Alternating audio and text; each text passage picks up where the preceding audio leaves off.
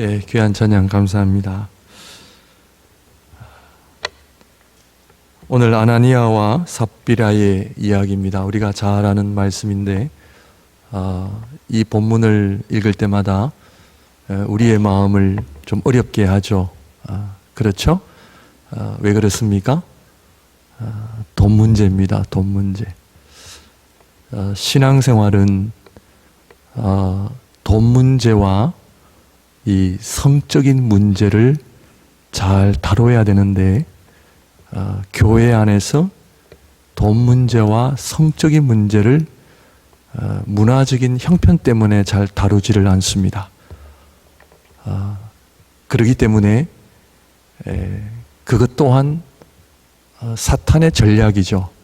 실질적으로 다뤄야 될 부분을 다루지 않고 있다 보니까 신앙생활을 피상적으로 하는 거예요.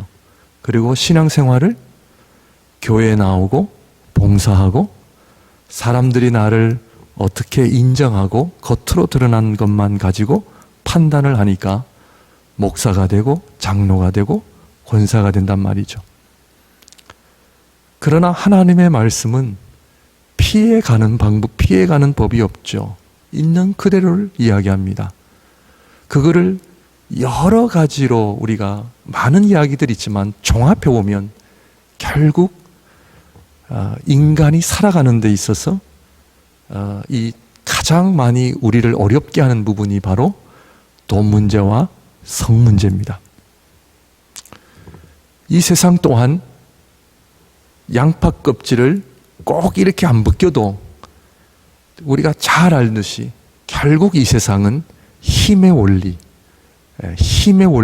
의해서 이루어지기 때문에 그 힘의 원리가 뭐냐? 물질입니다. 돈입니다. 아나니아와 삽비라의 이야기, 돈 때문에 하나님의 심판을 받은 어렵지 않는 이야기입니다. 돈 문제를 다루려고 하니까 여러분들 힘드시죠?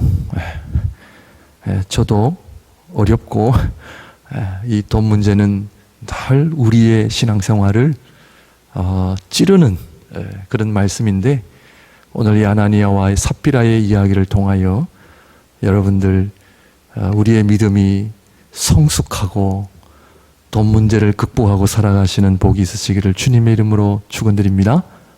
아멘. 우리 부모님들, 자식들이 부모님을 향한 사랑을 무엇으로 표현하나요? 아버지 어머니 사랑합니다. 아버지 어머니 건강하세요. 아버지 어머니 잘 계십니까? 100마디 말보다도 뭐를 하면 좋아요? 용돈 많이 드리는 것이 최고입니다. 그죠? 목사님 너무 노골적인 표현이 아닙니까? 오늘 있는 그대로 말씀을 드릴게요. 세상이 물질 세상이지만 그렇다고 돈은 다가 아니죠. 그러나 그럼에도 불구하고 돈의 힘은 큽니다. 부모님의 사랑 좋습니다. 다 좋아요. 그러나 결국 그 사랑의 표현은 무엇으로 드러나야 되느냐? 물질로 드러나야 됩니다. 결국 종교 개혁가들 가운데서도 이런 이야기를 많이 했습니다. 성도들이 회개의 진정한 열매는 무엇이 회개가 될 때? 지갑에서 회개의 역사가 일어나지 않으면 진정한 회개가 없다 할 정도로 이것은 저만의 이야기가 아니라 많은 하나님의 그 훌륭한 인물들이 고백했던 그런 고백입니다. 진정한 회개는 지갑에서 일어나지 않으면 그거는 진정한 회개라고 말할 수 없다 할 정도로 돈 문제는 너무나 중요합니다. 오늘 아나니아와 삽비라의 이야기인데 오늘 설교 제목이 은혜와 아름다움이라는 제목을 정했는데요. 아나니아라는 이름의 뜻이 하나님의 은혜라는 뜻이 있고요. 삽비라라는 이름의 뜻이 아름다움이라는 뜻을 지니고 있습니다. 여러분들 아시죠? 사파이어 보석 아시죠? 이 삽비라라는 말에서부터 왔습니다. 라틴어로 사피루스라는 말인데 보석, 아름다움이라는 뜻을 지니고 있습니다. 하나님 앞에 아름다운 이름을 지닌 그들, 부모님들이 그들이 태어났을 때에 아름다운 삶을 살라고 지어줬던 아름다운 그 이름의 값을 하지 못하고 결국 하나님의 심판을 받아 안타까운 인생을 마감한 사람들입니다. 무엇 때문에? 돈 때문에. 다 좋아요. 멋있어요. 그런데 이 돈은 우리를 어렵게 합니다. 돈 때문에, 그죠? 공동체가 어려움이 있고, 돈 때문에 개인이 어렵고, 돈 때문에 다 가족들이 어려워질 수 있음을 우리는 알아야 합니다. 그래서 하나님의 은혜와 아름다움이라는 아름다운 이름을 지녔던 이들을 오늘 좀 기억에 좀 남겨놓으시라고 오늘 제목을 좀 특이하게 그렇게 좀 정해 보았습니다. 아나니아와 삽비라의 이야기는 먼저 바나바의 이야기와 연관된 이야기로 우리에게 알려져 있습니다. 같이 좀 이해를 해야 좀 더 우리가 이해하기가 좋죠. 바나바가 땅을 팔아 밭을 팔아 교회에 전부 바쳤다라고 하는 4장 마지막 절에 이 바나바의 이야기로 끝을 맺고 5장의 아나니아와 삽비라의 이야기가 시작됩니다. 바나바가 땅을 팔아 교회에 전부 바쳤다라고 하는 이 사실이 초대교회 안에 알려지면서 모든 사람을 불편하게 만듭니다. 한 사람의 헌신, 한 사람의 희생은 우리 모두를 어렵게 합니다. 어떤 분이 집을 팔아서 11조를 하나님 앞에 바쳤다라는 소문이 돌기 시작하면 집을 판 사람들의 마음이 어려울까요? 괜찮을까요? 어렵습니다. 아나니아와 삽비라도 바나바의 헌금 소식을 듣고 어떻게 해야 하나? 아마도 제 개인적인 추측입니다. 아나니아와 삽비라도 바나바처럼 교회 지도자였을 가능성이 많았을 것입니다. 그러니 어떻게 해야 하느냐? 바나바가 헌금을 저렇게 했는데 우리도 해야 하지 않겠는가? 사람들 눈치도 있고 또 이 기회에 사람들의 인정도 받아야 되겠고, 그래서 바나바처럼 흉내를 낸 것이 아닌가 하는 추측을 해봅니다. 그런데 하려고 하니까 많아 보이는 거예요. 이번 주일에 내가 이만큼 헌금해야지. 그런데 토요일 저녁, 주일 아침 봉투에 헌금을 넣어보려고 하니까 너무 많은 거예요. 그런 유혹 받아본 적 없으십니까? 저는 많았는데요. 아이고, 괜히 내가 미리 정해가지고 이렇게 시험을 당하는구나. 그런 적 많습니다. 회개도 하고요. 참 인간의 마음이 이 돈 앞에요 얼마나 간사한지 모릅니다. 그래서 좀 뺐죠. 이게 문제가 된 것입니다. 우리 주위에 어떤 분이 눈에 드러난 헌신 희생을 하면 그 공동체가 다 힘들어합니다. 여러분, 이영환 목사님 잘 아시죠? 우리 지난번에도 한번 오셔서 설교를 하셨는데, 처음에 저희 교회에 오셨을 때에 금요 기도회 때 말씀을 전하러 오셨습니다. 금요 기도회 때 말씀을 전하러 오시면서 헌금 봉투를 하나 주시는 거예요. 목사님, 저희는 금요 기도회 때 헌금 받지 않습니다. 헌금하지 않습니다. 말씀을 드리니까 잘 압니다. 그런데 저는 하나님 앞에 나올 때 빈손으로 오지 않습니다. 그 고백을 하시더라고요. 그 얘기를 들었을 때 저에게 부담이 됐을까요? 안 됐을까요? 목사님 나를 또 힘들게 하시네. 물론 연세가 많은 목사님이지만 같은 목회자로서, 그죠? 시험을 받든지 도전을 받든지 둘 중 하나인데, 그때 제가 하나님 앞에 헌금 생활을 돌아보고 회개를 참 많이 했습니다.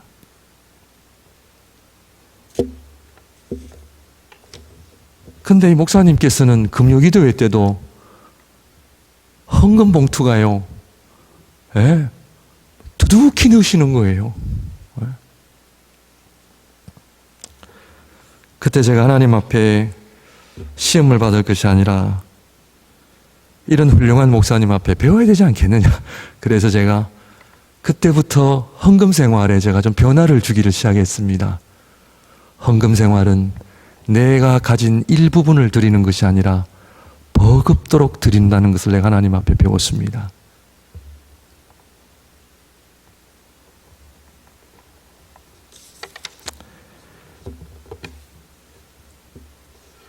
여러분, 하나님 앞에 헌금 생활 어떻게 하십니까?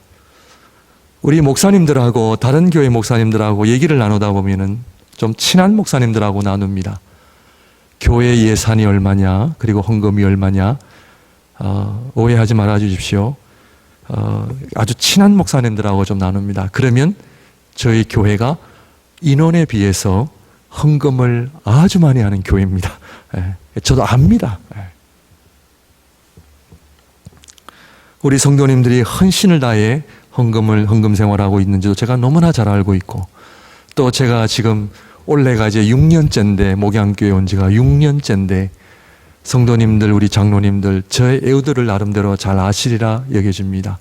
저희 교회가 건축을 해야 되는, 건축 헌금도 해야 되는 상황도 아니고, 또 목회자 사례를 올려달라 그런 차원에서 말씀이 아닙니다. 오늘 말씀을 통해 하나님 앞에 우리의 믿음을 점검하고 아나니아와 삽비라의 이야기를 통하여 우리의 신앙생활에 변화가 일어나는 마음으로 말씀을 드린다는 것을 좀 이해해 주시면 감사하겠습니다. 두 번째로 살펴볼 이야기는 바나바가 땅을 판 모든 액수를 다 드렸다고 해서 우리도 그렇게 해야 된다는 말씀은 아닙니다. 우리가 어느 정도 하나님 앞에 드려야 하느냐, 이것은 성도님들의 전적인 자유입니다. 초대교회 지도자들이나 모든 성도님들도 바나바처럼 헌금을 한 것은 아니었습니다. 그것은 각자의 믿음에 따라 하면 되죠. 교회는 공산주의가 아닙니다. 어떤 사람들이 이 사도행전의 이념을 따서 공산주의를 주장한 사람도 있지만 성경은 공산주의가 아닙니다. 헌금을 의무화하거나 모든 분들에게 똑같이 적용하는 것도 성경적이지 않죠. 우리 한국 교회가 과거에는 건축 헌금을 할 때, 아니면 어떤 목적 헌금을 할 때 집을 팔아서라도 하라고 많은 강요가 있었습니다. 저는 바람직하지 않다라고 저는 생각을 하는 사람입니다. 그러므로 성경은 내가 가지고 있는 재산을 다 팔아서 헌금을 해야 한다는 것을 말하지 않습니다. 저 또한 헌금에 대한 가르침은 있어야 되지만 헌금을 강요해야 된다는 것은 하나님께서 기뻐하시지 않습니다. 왜 그러느냐? 우리 하나님은 가난한 하나님이세요? 아니면은 모든 것을 가지신 하나님이세요? 우리가 교회 헌금의 개념을 바꾸셔야 합니다. 하나님께서 무언가 부족해서 헌금을 하라는 이야기가 아닙니다. 적지 않은 분들이 오늘날 11조를 해야 되느냐 퀘스천을 던집니다. 하나님께서 우리에게 헌금을 이야기하고 11조를 이야기하시는 이유는 뭐냐면 역으로 우리에게 복을 주시기 위함입니다. 우리가 헌금 생활의 목적은요, 하나님께서 우리에게 얼마를 막 뜯어내시기 위한 목적이 아니고 그 헌금을 통해 도리어 하나님의 백성들에게 복을 주시기 위함이라는 목적을 안다면 결코 시험이 되지 않습니다. 특권이요, 자랑이요. 내가 하나님 나라를 위하여 드릴 수 있다는 것이 도리어 자랑이죠. 영광이죠. 그러므로 헌금을 강요하는 것은 하나님의 영광에 합하지 않습니다. 저도 여러분들에게 헌금을 제 기억으로는 강요한 적은 없습니다. 가르침은 있을 수 있습니다. 성도님들 자유에 맡깁니다. 여러분들 믿음에 따라 하시면 됩니다. 없으면 없는 대로 갑니다. 성경은 개인의 소유인 재산을 인정합니다. 좀 전에 말씀을 드린 것처럼 공산주의 인연처럼 다 팔아서 바치라는 것이 아니죠. 왜냐하면 성경에서도 하나님의 백성들 가운데 부자들이 참 많이 있었습니다. 대표적인 인물이 아브라함, 부자였습니다. 이삭, 부자였어요. 야곱, 요셉, 다윗. 성경에 부자들이 얼마나 많이 등장하는지 아십니까? 부자가 되는 것이 비성경적이다? 아닙니다. 신약 성경에도 예수님을 가까이 섬겼던 사람들 중 부자들이 많이 있었습니다. 대표적인 가정이 마르다, 마리아 가정, 나사로 가정. 이 3남매 가정은 부자였습니다. 동네 사람들을 불러 잔치할 정도로 부자였습니다. 다른 이웃을 불러 잔치를 했다고 하는 것은 부자라는 뜻이거든요. 예수님의 사역 가운데서도 이 가정이 얼마나 예수님의 사역을 도왔는지 기록에도 나와 있습니다. 심지어 예수님은 힘드실 때마다 이 가정을 방문하여 참 많은 위로도 받으셨다는 것이 많은 문헌들을 통해서 우리가 알 수가 있습니다. 예수님의 죽음을 담당했던 아리마대 요셉, 부자였습니다. 예수님으로부터 믿음을 칭찬받았던 로마 백부장, 부자였습니다. 성경은 부 자체를 부정하지 않습니다. 하나님의 복입니다. 하나님의 은혜입니다. 목양의 모든 성도님들 다 부자가 되시기를 바랍니다. 약하세요. 그때는 아멘 해야죠. 우리 아이들이, 자녀들이 공부해서 가난하게 살기를 원하십니까? 아니에요. 부자가 돼야죠. 멋있게 살아야죠. 그것 자체가 문제라고 성경은 이야기하지 않습니다. 하나님의 복입니다. 그렇다면 바나바가 땅을 팔아 헌금을 했다는 이야기를 기록한 이유가 무엇입니까? 그것은 바로 바나바야말로 진정한 하나님의 백성임을 우리에게 소개하고 있다는 것이죠. 사도행전 3장에서 일어난 안전뱅이의 기적, 그에게 일어난 것은 성령의 역사요, 이것은 복음의 역사요, 그래서 그것은 진짜임을 드러낸다라고 하는 사실을 우리는 보았습니다. 복음을 믿는 자들에게 일어나는 기사와 표적들도 진짜임을 드러내는 것이죠. 그 사도행전 3장에서 안전뱅이의 이야기를 통하여 그 하나님을 믿는 복음의 역사의 진짜를 드러내고 있다면 4장 마지막 부분에 바나바의 이야기를 통하여 그 또한 하나님의 진정한 백성임을 우리에게 보여준다는 것을 알아야 합니다. 지금 초대교회가 성령의 충만한 가운데 하나님의 역사들이 일어나는 가운데 바나바야말로 진정한 하나님의 사람, 진정한 하나님의 교회 지도자라는 것을 우리에게 보여주는 것이 목적이다라는 것을 기억하셔야 됩니다. 무엇을 통해서요? 안전뱅이는 그가 나면서 일어설 수 없었던 연약함이 복음의 역사로 일어나는 것을 통하여 그가 진짜 신앙임이 드러났고, 바나바는 헌신된 헌금을 통하여 그가 하나님의 진짜 백성임을 우리에게 보여준다는 것입니다. 바나바를 통해서 우리에게 주는 영적 교훈이 뭐냐 하면, 우리가 가진 모든 것을 다 바쳐야 되고 남들이 하니까 나도 해야 된다라고 하는 그런 식이나 사람들의 눈치, 사람들의 인정 때문에 하는 것이 아니라 하나님 앞에 순수하고 아름다운 헌신을 통하여 그가 하나님 앞에 아름다운 신앙인임을 우리에게 보여주는 것이 목적이라는 거예요. 그러나 반대로 아나니아와 삽비라는 속임수가 있는 헌금, 가짜가 들어있는 헌금, 순수성을 잃어버린 헌금을 통하여 그들은 진짜가 아니라 가짜임이 드러났다는 것을 우리는 알아야 합니다. 성경은 전부를 드리고 일부분을 드리고의 문제가 아니라 그 헌금을 통하여 진짜냐 가짜냐가 드러났다는 것이 포커스입니다. 오늘도 예배를 통하여, 오늘도 내 신앙생활을 통하여 내가 하나님 앞에 진짜로 예배를 드리느냐, 아니면 그냥 앉아 있느냐, 이 얘기를 하는 얘기입니다. 진짜는 무엇을 드러내느냐, 열매를 드러낸다는 겁니다. 진짜는 헌신이 있다는 것이죠. 진짜는 남 눈치 안 보고 하나님께 집중하는 사람은 그거 신경 쓰지 않는다는 거예요. 하나님을 사랑하는 사람은 비가 오나 눈이 오나 어떤 일이 있어도 예배의 자리 나오고, 어떤 경우에도 하나님 앞에 정성을 다하여 하나님 앞에 예물을 드린다는 이야기죠. 이것이 이 말씀의 포커스입니다. 사랑하는 성도 여러분, 진짜입니까? 가짜입니까? 그런데 이것이 평소에는 드러나지 않아요. 평소에는 나타나지 않아요. 그런데 언제 나타나느냐? 기억하십시오. 내가 하나님 앞에 제 경험을 말씀드리는 겁니다. 내가 하나님을 얼마나 사랑하느냐? 헌금 봉투에 하나님 앞에 헌금을 준비하고 그 봉투에 그 물질을 집어넣는 순간 하나님께서 내 마음을 보여주신다라는 것입니다. 평소에는 드러나지 않죠. 그러나 매주일 예배의 자리, 매주일 내가 하나님 앞에 드리는 헌금 봉투, 매주일 내가 하나님 앞에 드리는 봉사, 섬김,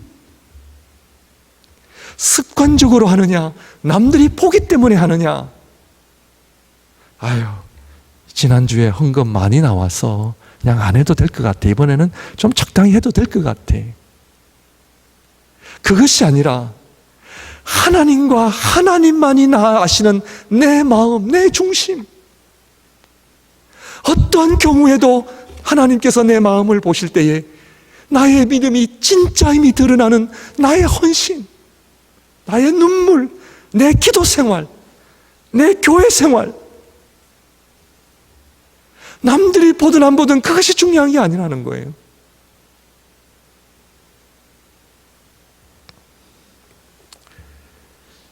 그런데요, 진짜가 언제 드러나느냐면요, 돈 문제가 일어나면요, 우리 안에 진짜 모습이 드러납니다.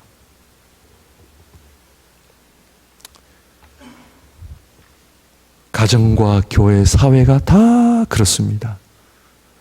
돈이 없을 때는요, 괜찮아요. 그런데 돈이 있잖아요. 그때는 관계가 어려워지는 거예요. 왜 그래요? 돈 때문에.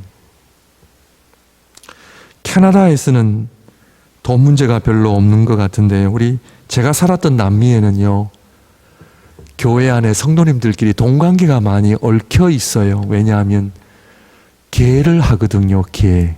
우리 어린 친구들은 계 잘 모르죠.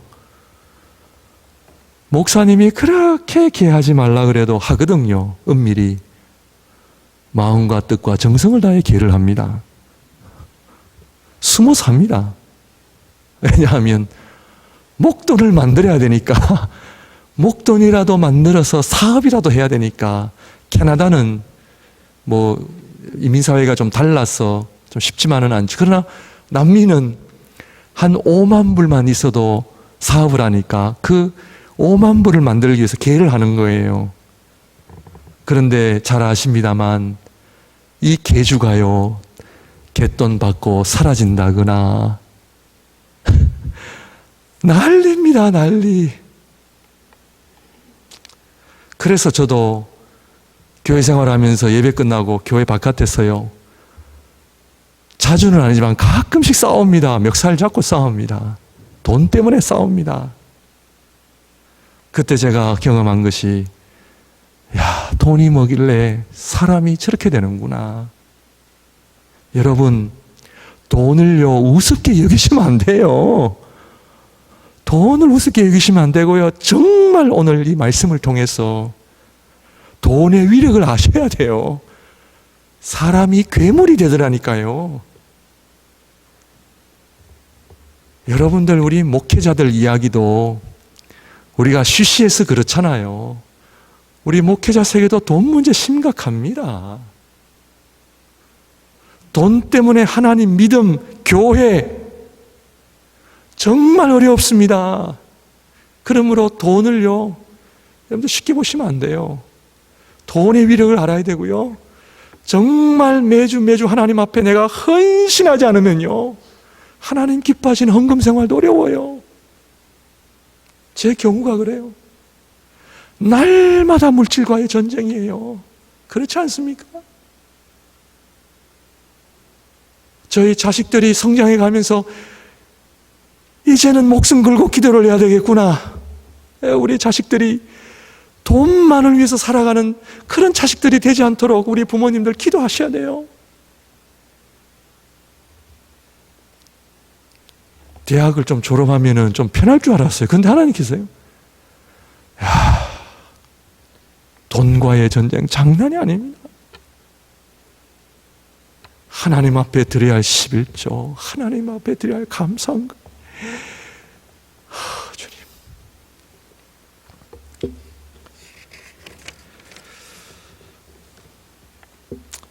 저는 성경을 공부할 때마다 항상 창세기 1장 1절, 태초에 하나님이 천지를 창조하시니라. 아멘이십니까? 아멘. 바나바의 헌금을 통해 진짜 신앙인이 지녀야 할 돈 관계, 헌금의 자세를 잘 배우시기를 바라고요.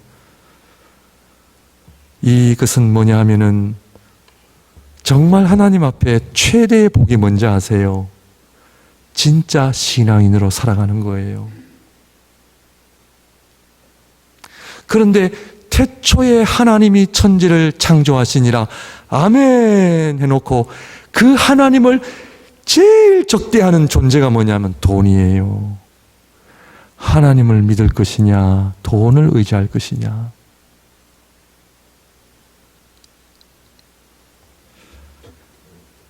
바나바의 헌금을 통해서 우리가 제일 먼저 짚어야 할 부분은 우리가 가진 물질뿐만 아니라 우리가 가진 모든 것은 누구의 것이냐? 하나님의 것입니다. 아멘입니까? 별로 마음에 안 드세요? 예수님을 믿는다는 것은 예수님을 내 인생의 구세주로 모실 뿐 아니라 내 삶의 주인임을 고백하는 것입니다. 아멘입니까? 아멘. 예수님을 내 인생의 주인으로 고백할 때, 인정할 때 우리는 우리가 가진 모든 것이 주님의 것임을 고백해야 할 줄로 믿습니다. 이것이 통과가 안 되면 우리는 이 땅에서 하나님이 기뻐하시는 진정한 신앙인이 될 수가 없습니다.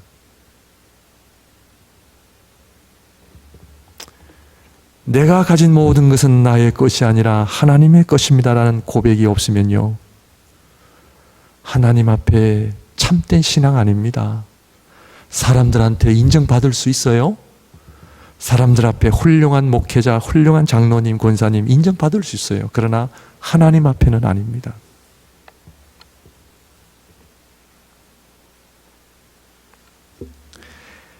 예수님의 산상수훈에서 저희들에게 너희는 무엇을 먹을까 무엇을 입을까 걱정하지 말라 하시면서 너희는 먼저 그의 나라와 그의 의를 구하라 하셨습니다. 이 말씀의 의도는 뭐냐면 너희들의 삶의 주인은 누구냐? 예수 그리스도 하나님이시기 때문에 먹는 문제, 입는 문제는 누가 책임지신다? 하나님. 하나님.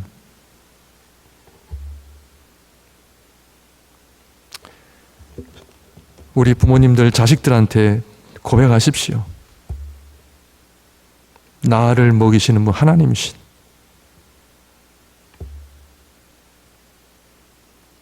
사람들 앞에 당당히 고백하고 사셔야 돼요. 물질로 인해서 내 믿음, 물질로 인해서 나의 자존심, 물질로 인하여 나의 삶의 가치관이 변화되지 않고 물질 때문에 목회가 어려워지고 물질 때문에 목회자가 타락하고 물질 때문에 교회가 타락해져 가는 것을 막아야 돼요. 몸부림쳐야 돼요. 내가 사는 이유는 사랑하는 예수 그리스도, 내가 사는 목적은 예수 그리스도의 복음, 하나님의 영광, 굶어 죽더라도 하나님의 영광, 하나님의 나라. 죽는 순간까지 예수 그리스도를 한평생 사랑했노라고 고백할 수 있는 아름다운 신앙 고백. 임종하는 그 자리에 내 가슴 속에 사랑하는 예수님이 가득 들어있는 인생, 내 삶 속에 머리부터 발끝까지 하나님 나라를 위하여 주님의 몸된 교회를 위해 사랑하고 섬긴 흔적들만 남는 것, 그것만이 자랑이 돼야지.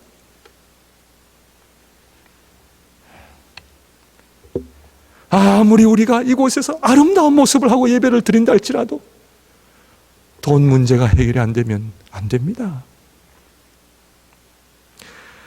헌금을 이야기하고 있는 것이 아닙니다. 바나바의 헌금을 통하여 우리 모든 신앙인들이 짚어봐야 할 것은 내 인생의 주인이 누구냐는 거예요. 누구 것이냐는 거예요. 우리가 열심히 노력해서 물론 물질을 벌었습니다. 누구 거냐는 거예요.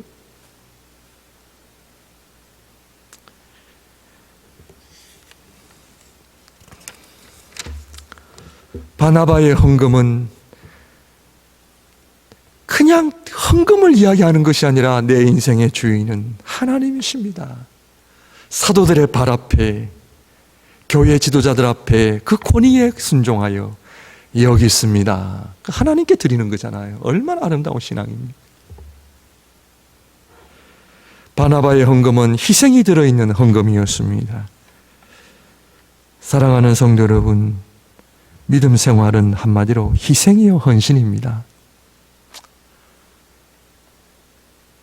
우리의 신앙과 믿음에 있어서 희생과 헌신이 없다면 진짜 신앙인이라 말할 수 없습니다. 사랑하는 성도 여러분, 교회 생활에 희생이 있으세요? 헌신이 있으세요? 왜 요즘 큰 교회를 선호하는지 아십니까? 편하거든요. 죄송합니다. 다 그렇다고 하는 건 아니고요. 일반적으로요. 편하거든요. 교육부 잘 돼 있죠. 그냥 편안하죠. 예배만 드리고 올 수 있죠. 주일날 안 나가도 목사님이 쪼는 일 없고 좋은 것이 아닙니다. 성도님들, 좋은 거 아니에요. 진정한 신앙생활은요, 나의 눈물, 나의 헌신, 나의 희생이 없는 것은 하나님 기뻐하시지 않아요. 저는 오늘 바나바의 헌금, 아나니아와의 삽비라의 이야기를 통하여 헌금 이야기가 아니라 우리의 신앙생활을 이야기하는 겁니다. 결국 우리 인간은 돈을 좋아하기 때문에 그 물질에 대한 헌신이 없다고 하는 것은 결국 없다는 거예요. 아브라함을 보십시오.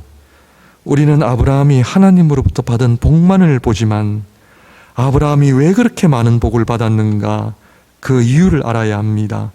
그것은 하나입니다. 그가 하나님 앞에 올인을 했거든요.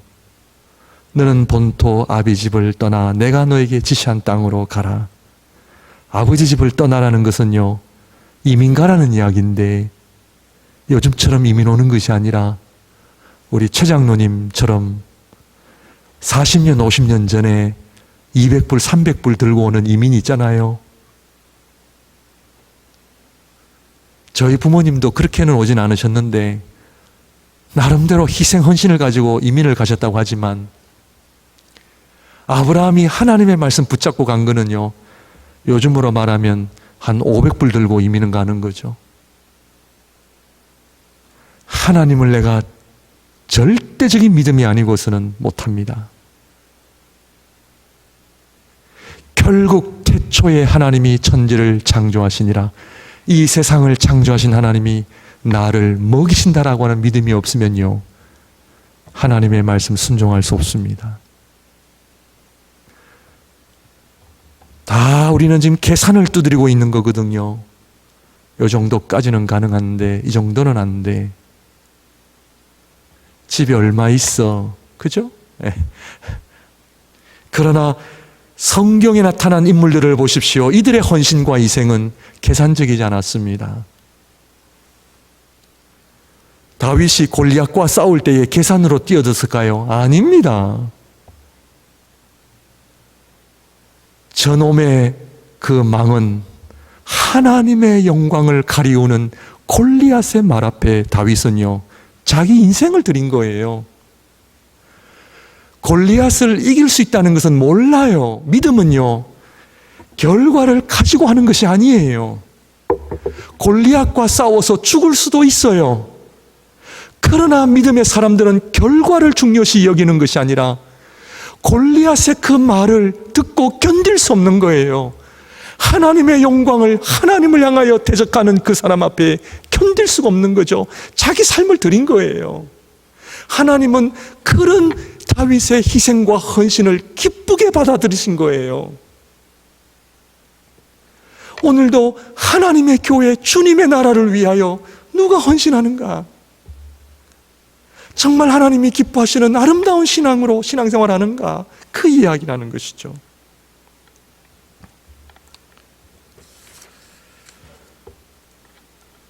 세상에서도 여러분, 희생하고 헌신할 때는 보상이 있습니다. 하물며 하나님 나라를 위하여, 믿음을 위하여 내 모든 것을 드렸는데 우리 하나님께서 안 갚으시던가요?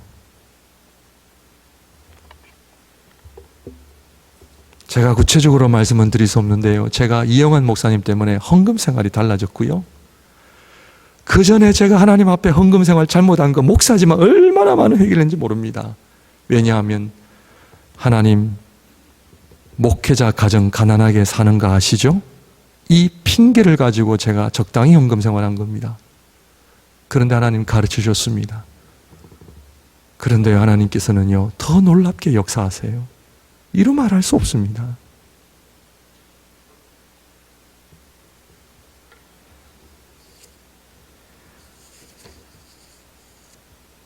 바나바는 헌금만 한 것이 아니라 사도행전 13장에 보면은 바울과 함께 1차 선교여행을 가게 됩니다. 그 바나바라고 하는 사람은 하나님 앞에 올인된 사람이었어요. 하나님 나라를 위하여 올인된 사람이었어요.